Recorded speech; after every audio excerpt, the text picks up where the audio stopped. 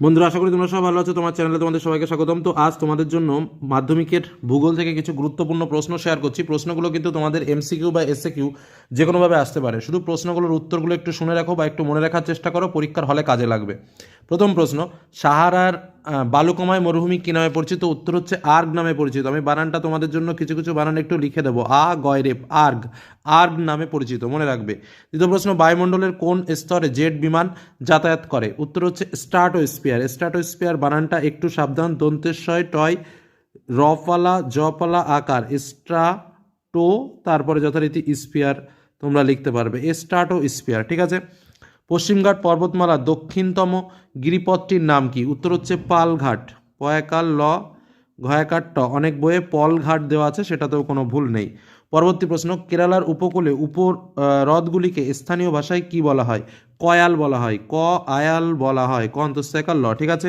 পরবর্তী প্রশ্ন, ভারতের জরিপ সংস্থার প্রধান কার্যালয় কোথায় অবস্থিত? উত্তর হচ্ছে দেরাদুনে অবস্থিত। কি বললাম? দেরাদুনে অবস্থিত। পরবর্তী প্রশ্ন, প্লাস্টিক কোন ধরনের বজ্র? প্লাস্টিক হচ্ছে এক ধরনের জৈব অভঙ্গুর বজ্র। জৈব একটা দাগ দিয়ে লিখবে, অভঙ্গুর বজ্র, ঠিক আছে, জৈব অভঙ্গুর বজ্র। ওকে।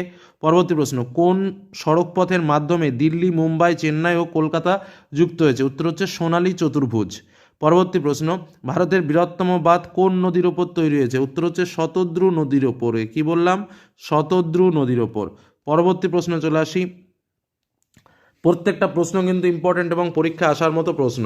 পরবর্তী প্রশ্নে কি রয়েছে দেখো, পার্বত্য অঞ্চলে প্রধান ক্ষয় প্রক্রিয়াটির নাম কি? পার্বত্য অঞ্চলের প্রধান ক্ষয় প্রক্রিয়াটির নাম হচ্ছে জলপ্রবাহ জনিত ক্ষয় বা জলপ্রবাহ ক্ষয়, মনে থাকে যেন। কি বললাম?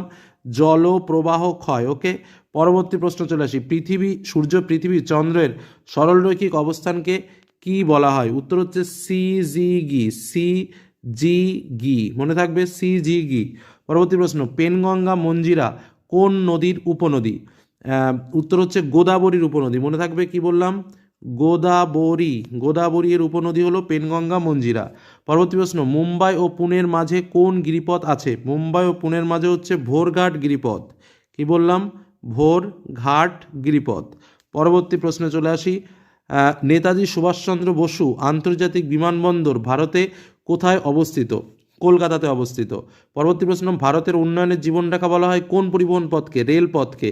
পরবর্তী প্রশ্ন, ভারতের একটি ভূ সমলয় উপগ্রহের নাম লেখো। উত্তর লিখবে ইনস্যাট-1, বাংলাতেই লিখে দিও, দন্তেশ্বয় আকারটা ইনস্যাট দিয়ে একটা 1, ঠিক আছে, ইনস্যাট-1। পরবর্তী প্রশ্ন, বর্জ্য ব্যবস্থাপনার প্রথম ধাপটির নাম কি? সেটা হচ্ছে বজ্র পৃথকীকরণ, মনে থাকবে, বজ্র পৃথকীকরণ, পৃথকীকরণ, বজ্র পৃথকীকরণ। চলে আসবো পরবর্তী প্রশ্ন। দেখো, প্রত্যেকটা প্রশ্ন কিন্তু মোস্ট ইম্পর্টেন্ট।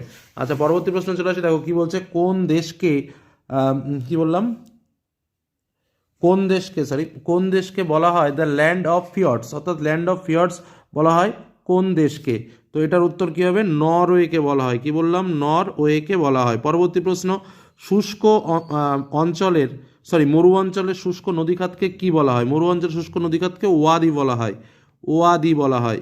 পরবর্তী প্রশ্ন, শিল্পের বায়ুকে শোধনের জন্য প্রচলিত পদ্ধতি কি? প্রচলিত পদ্ধতি হলো স্ক্রাবার। দন্তেশ্বয় কয় রফালা আকার বয়াকার র, স্ক্রাবার, ঠিক আছে। পরবর্তী প্রশ্ন, প্লাস্টিক কোন ধরনের বজ্র? প্লাস্টিক হচ্ছে জৈব অবিশ্লেষ্য। কি বললাম?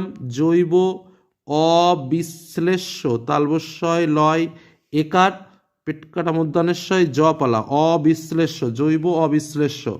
দক্ষিণ ভারতের দীর্ঘতম নদীর নাম কি? কঠিন, গোদাবরী।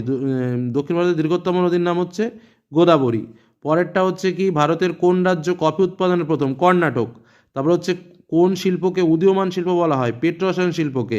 পরবর্তী প্রশ্ন, ভারতের একটি শুল্কমুক্ত বন্দরের নাম কি? শুল্কমুক্ত বন্দরের নাম হচ্ছে কান্ডালা। কান্ডালা, ঠিক আছে, কান্ডালা হচ্ছে ভারতের শুল্কমুক্ত বন্দর। পরবর্তী প্রশ্ন চলে আসে। দেখো, প্রত্যেকটা প্রশ্ন কিন্তু ইম্পর্টেন্ট, তোমাদের কিন্তু বুঝে উত্তর করতে হবে। পূর্ণ বাক্যে উত্তর লিখবে, সবসময় এসএকিউ এর উত্তর পূর্ণ বাক্যে লিখবে। পরবর্তী প্রশ্ন চলে আসি আমরা।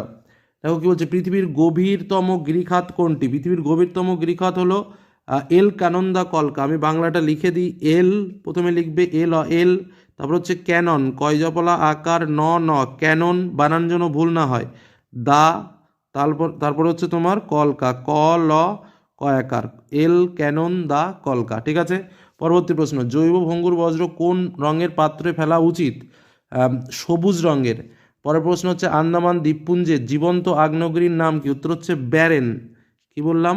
ব্যারেন, বয়জাপলা আকার রয়কার ন, ব্যারেন, মনে থাকে যেন।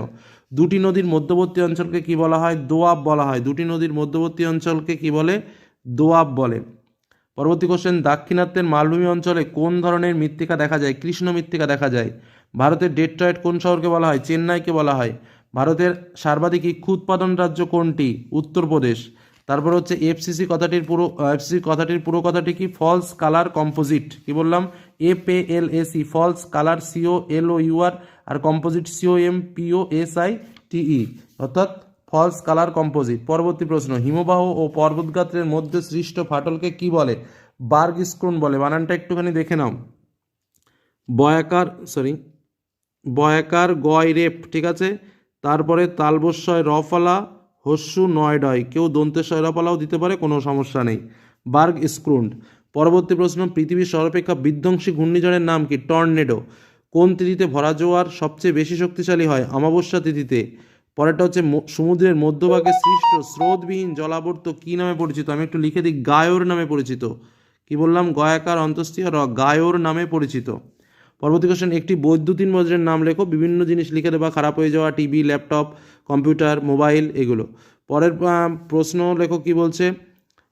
কর্ণাটকের কোন জেলা ভারতের বৃহত্তম কফি উৎপাদক অঞ্চল? যেটা হচ্ছে চিকমাগালুর। বানানটা একটু দেখে নাও, চয় হস্যি ক চিক মাগালুর। ঠিক আছে, চিকমাগালুর। ওকে। পরবর্তী প্রশ্নে চলে আসি, উপগ্রহ চিত্রের ক্ষুদ্রতম এককে কি বলে? পিক্সেল। কি বললাম? পিক্সেল। পয়রস্যি কয় দন্তেশ্বয় একার ল। পরবর্তী প্রশ্ন চলে আসি, ভারতের দীর্ঘতম জাতীয় সড়ক কোনটি? উত্তর হচ্ছে NH44। কি বললাম?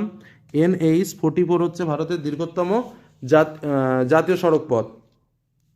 পরবর্তী প্রশ্ন চলে আসি, দেখো, হিমশিরির মধ্যে হিমবাহ গলা জল জমে যে হ্রদের সৃষ্টি করে তাকে কি বলে? বানানটা আমি একটু লিখে দিই, কারণ বানানটা একটু অন্যরকম।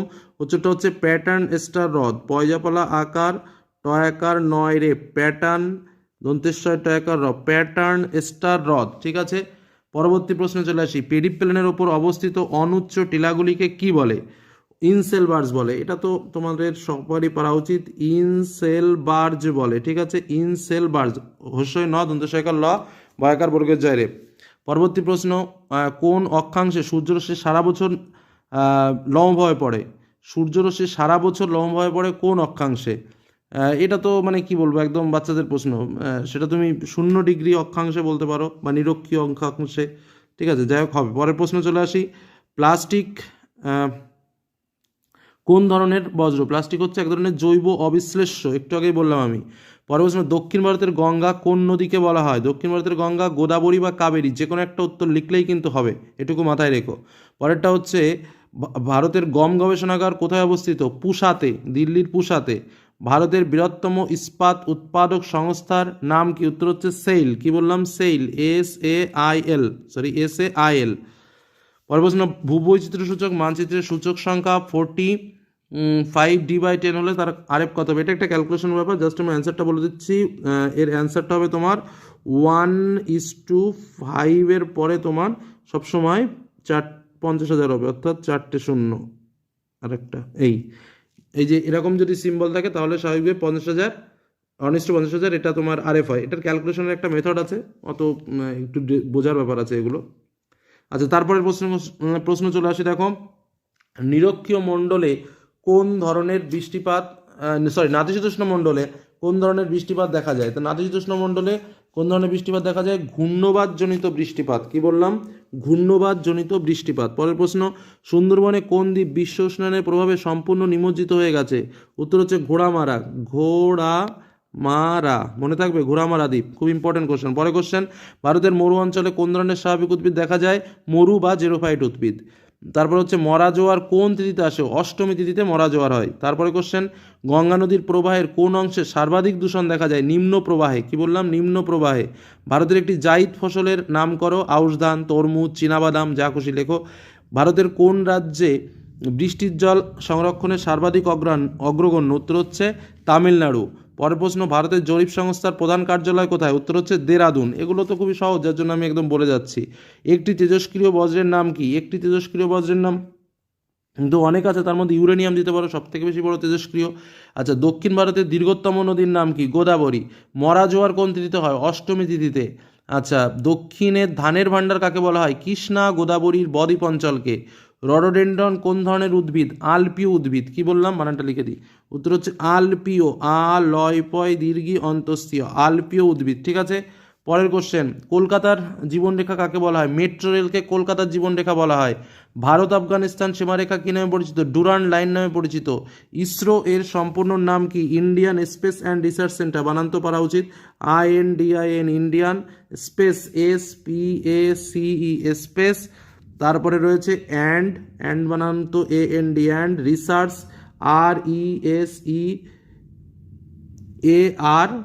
RESEARCH, ঠিক আছে, রিসার্চ। তারপরে হচ্ছে তোমার অর্গানাইজেশন, ORGANISATION, যাই হোক, ইন্ডিয়ান কি বললাম, স্পেস অ্যান্ড রিসার্চ অর্গানাইজেশন। পরবর্তী প্রশ্নে আমরা চলে আসি, আরও কিছু ইম্পর্টেন্ট প্রশ্ন।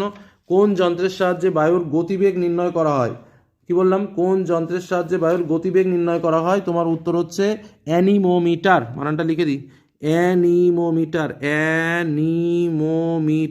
ঠিক আছে, অ্যানিমোমিটার।